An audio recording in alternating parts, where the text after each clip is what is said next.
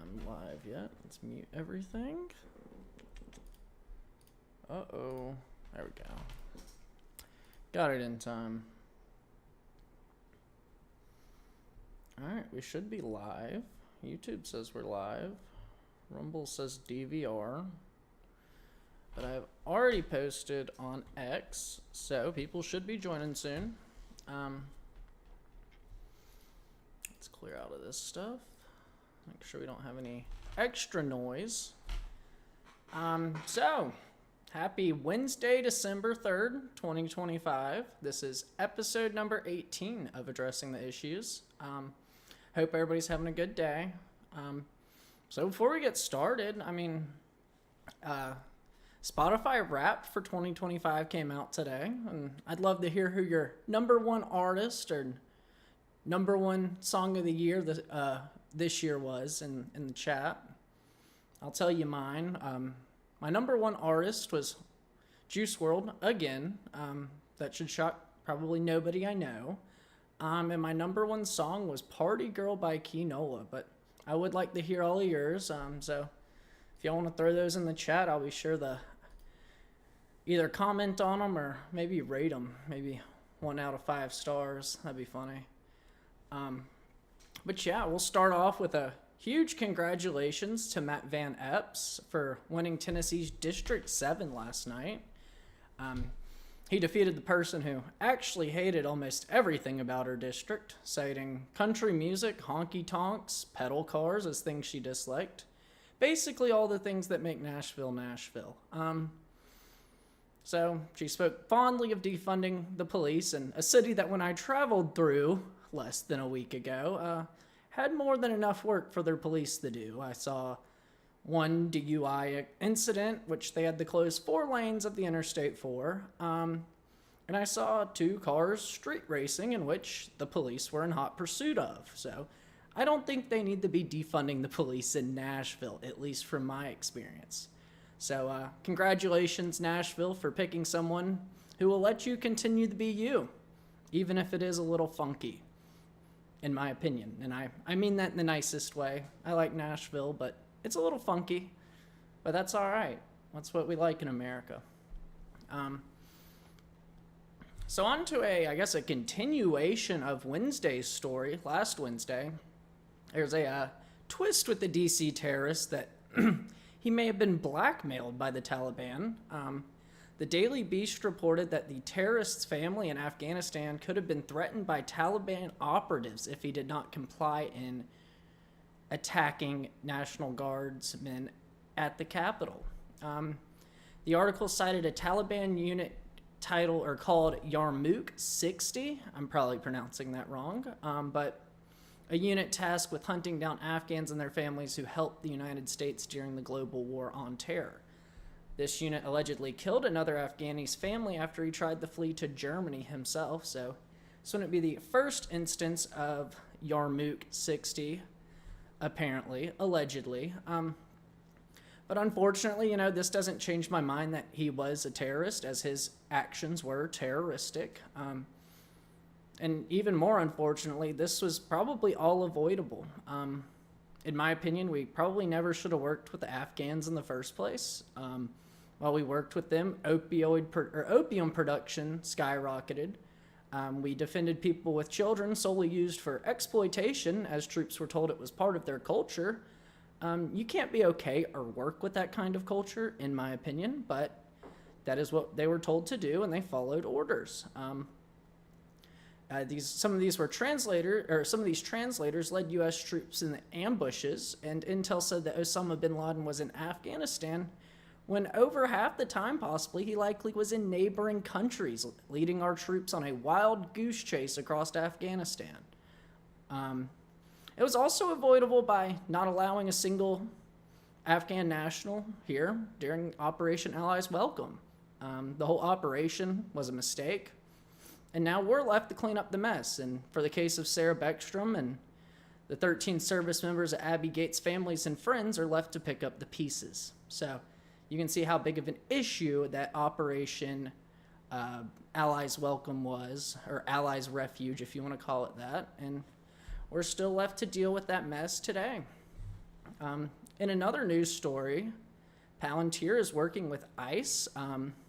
Palantir's software immigration OS is being used to help ICE agents track down illegal immigrants. CEO Alex Karp claimed this has to do with how unfettered immigration has impacted his old home in Europe by depressing wages for the working class. The function of this immigration lifestyle OS, as it is officially called, or immigration life cycle OS, sorry, is to mandate the selection and apprehension operations of illegal aliens and to be able to track almost in real time those who have chose to self-deport. So this is my, I guess, almost daily reminder. Remember to help register your friends for the CBP Home app.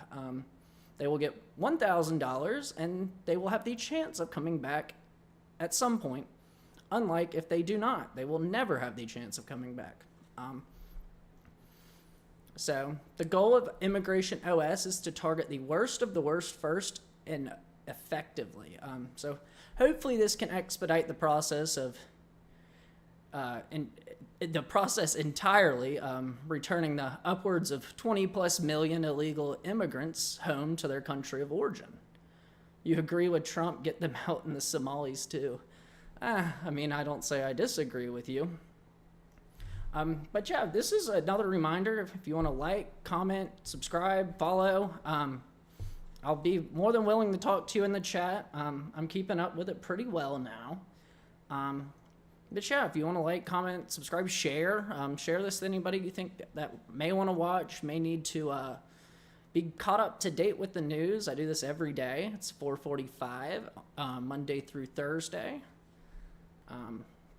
But yeah, so in another immigration-related story, in an internal memo of U.S. Citizenship and Immigration Services, it was claimed they would pause processing immigration applicants for nationals of 19 countries of concern. Affected nations include Afghanistan, Chad, Republic of the Congo, Equatorial Guinea, Eritrea, Haiti, Iran, Libya, Myanmar, Somalia, Sudan, Yemen, Burundi, Sierra Leone, Cuba, Laos, Togo, Turkmenistan, and Venezuela. Personally, I would like to see this number closer to 175 to 180 countries. Because, let's think for a second where at least I would be okay with people coming from. You know, there's countries like Germany, South Korea, Japan, maybe even Poland, Switzerland, Australia, maybe the Norway, Sweden, Finland area, maybe Argentina, maybe Canada, maybe a few more. But, I mean, other than those, I mean, how would you, one, effectively vet these individuals to make sure that they do not undermine our society, and two, ensure that they would be productive members of American society? And if you can't do both of these, they just likely do not belong here in America. I'm sorry. But a little bit more immigration news. ICE operations have increased in recent days in Minneapolis and New Orleans. So MSJ, you'll probably be very happy to hear that. The White House claimed that they hit 2 million total deportations since President Trump took office today. So we're either, depending on what numbers you want to believe, we're either 1/10 of the way there or 1/5 of the way there with just the numbers from the last presidency. But I'd like to see more. I'd like to see that be 3 million in a year. That's just me. So in another, I would say, concerning story of today, it's been, brewing for a couple of days, maybe a couple of weeks, maybe even months. I don't think it's been as long as months, but private companies such as Make Sunsets have raised millions of dollars to block out the sun. What could go wrong here? In the example of Make Sunsets, they released sulfur dioxide balloons in an experimental science called solar geoengineering. And another competing company called Stardust has raised about $75 million in development of a more sophisticated solar geoengineering technology. These companies are actually receiving pushback from nonprofits that are against this solar geoengineering, but I'd say that's just simply not enough. I'd say us as citizens probably need to bring this to the attention of our local governments and representatives.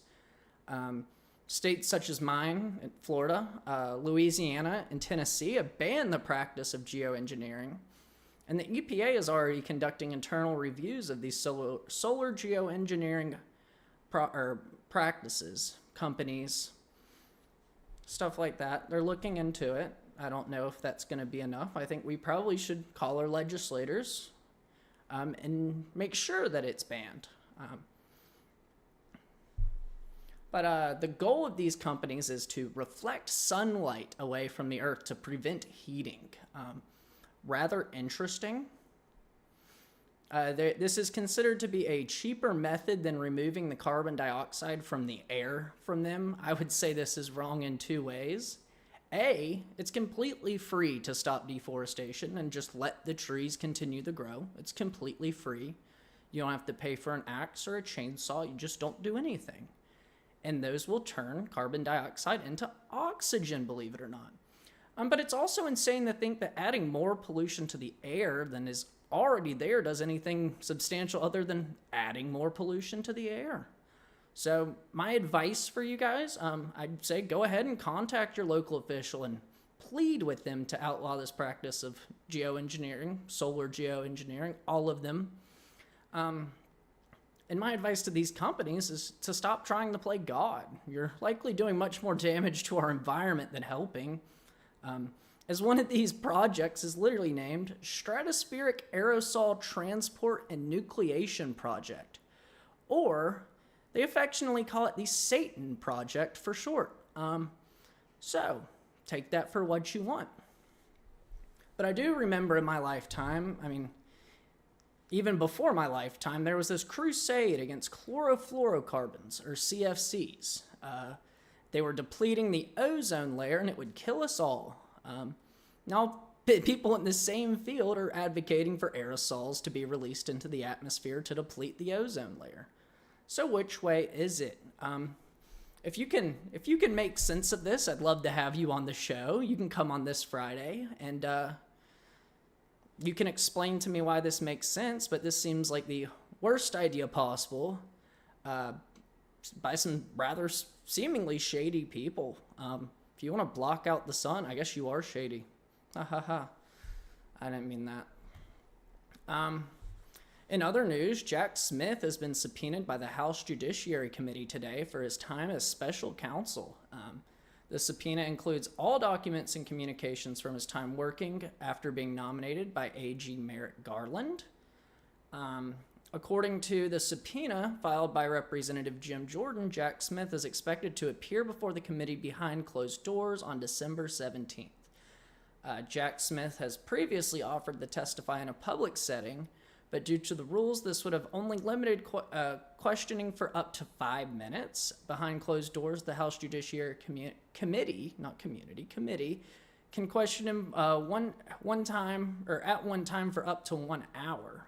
So they will get a lot more questions in. I guess they'll be able to build a little bit more of a story if they do it that way, but it won't be public. But President Trump said today that he would like to see him testify publicly. So we'll see if the House Judiciary Committee listens to President Trump or if they decide to do it their own way. But I cannot wait to understand what's going on with that. Jack Smith seems to be, once again, another shady individual. So yesterday, President Trump announced the Trump accounts for newborns, beginning on our nation's 250th birthday, July 4th, 2026. This was done by billionaires Michael and Susan Dell with a donation of $6.25 billion. These investments will be available to children once they turn 18. These accounts will be private property controlled by the child's guardian. This will be spread across 25 million children, awarding them $250 each in zip codes where the median income is $150,000 or less. I wanted to say, this sounds great in theory, but I'm personally worried about how they're going to limit abuse of this system. The first thing I can think of is how they will ensure that parents or guardians do not take this money and use it for themselves, leaving the kids with no money in the account when they can access it at the age of 18. And how do they ensure parents do not use it as a cash for babies scheme, having children for the money instead of for the child's sake itself? And what if the child needs access to this money before the age of 18? Maybe they want to buy a car to get to and from work, or they need to pay for medical care in the worst case. How do they access this money, or will they just not be able to until they turn 18? So these are some concerns I have.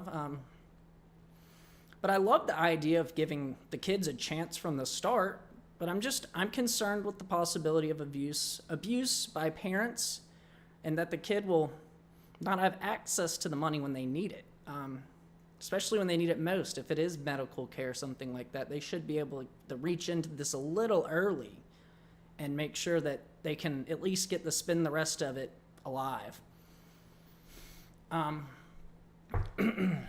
In another President Trump announcement today, the president announced that he would be ending the President Biden's Green New Deal, or scam as he calls it, credits and regulations on vehicles.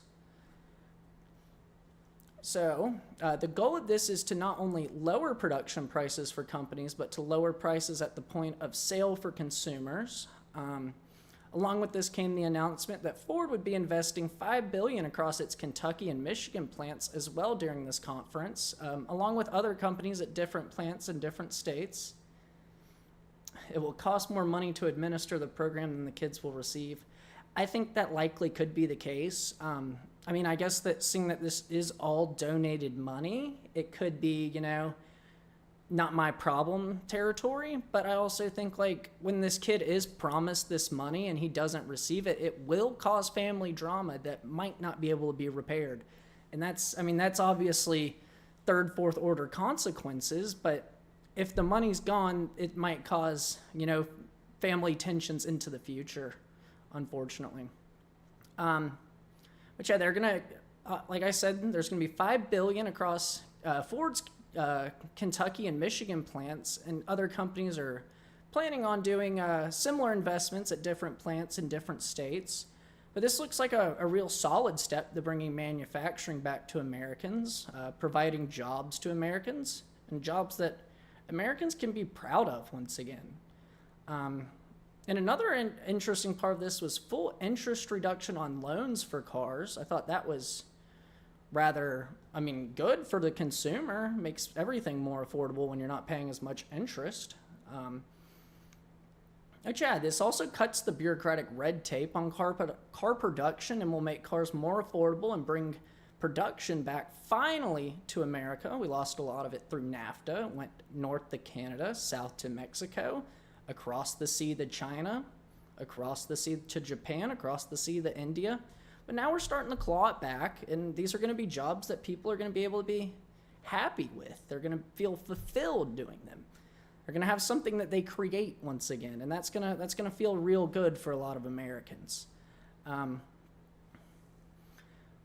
also, furthermore, this announcement sets the CAFE standard, or corporate average fuel community multiplier, to 0.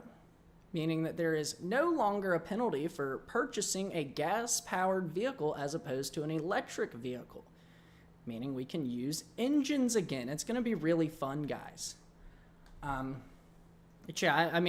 probably ranted on here about my opinions of electric cars versus gasoline cars, especially living in Florida. I think my biggest thing is, if I have to go for a hurricane, I have to evacuate, I don't want to be stuck charging a car for 15 minutes to an hour while the storm's closing in on me. I want to be able to go to a gas station, stop for maybe 5 minutes, fill up the tank, and get out. That's what an evacuation is. So yeah, that's my opinion on electric cars. Maybe they're good for people with shorter commutes, live in, big cities with, what's it called? Pollution, lots of pollution. Smog. Stuff like that. I think it could be good for people there, small commutes. But when you do have these long commutes and the possibility of having to evacuate, an electric vehicle isn't a great option. It just isn't. I don't want to be stood there waiting on my car to charge while the floodwaters are coming in. that's just me. But yeah, I guess we'll leave you with a fun story to end the day. Thanksgiving Day football this year broke a viewing record for a regular season game. The Cowboys versus Chiefs game had 57.2 million viewers, surmounting the previous record in 2022 of 42.1 million viewers. Peak viewing at the game's end was measured at 61.4 million concurrent viewers. So this made it the most viewed football game, or professional football game in history, or at least during the regular season. So, maybe people are enjoying sport again. I like that. So I thought I'd leave y'all with a little feel good at the end. Yeah, that's basically all the news we have for today. There's a little bit more out there. I couldn't get through it all. Apparently a Samaritan's Purse, I believe, plane was hijacked in South Sudan today. I saw that, and I was, I don't know how prevalent it is for everybody, but, that's just something to be worried about, like we're sending this goodwill to places and they hijack our airplanes and terrorize our people. It's scary. It surely is scary. That's all we have for today. So be sure to like, comment, share this video if you thought it was interesting. If you want to clip anything, you can clip things on YouTube. You can share it that way. I'd appreciate that as well. If you want to follow, subscribe, turn notifications on. If you'd like to support me financially on Rumble, there's a little green $sign. You can click that and donate one time, a monthly donation. Either or helps. I appreciate it all. Even just liking, commenting, and sharing, it helps me with the algorithm and helps this video get out to more people. So yeah, if you guys want to help me out, you can do any of those. I'd surely appreciate it. Like I said, that's all I have for today. I'll be back tomorrow at 4:45 Eastern Time, and we'll have some more news. So until then, I hope all my people on the East Coast get home safe. I hope my people further west finish up their workday strong and get home safe as well. Sorry about that. And that's all I have. I'll see you again tomorrow.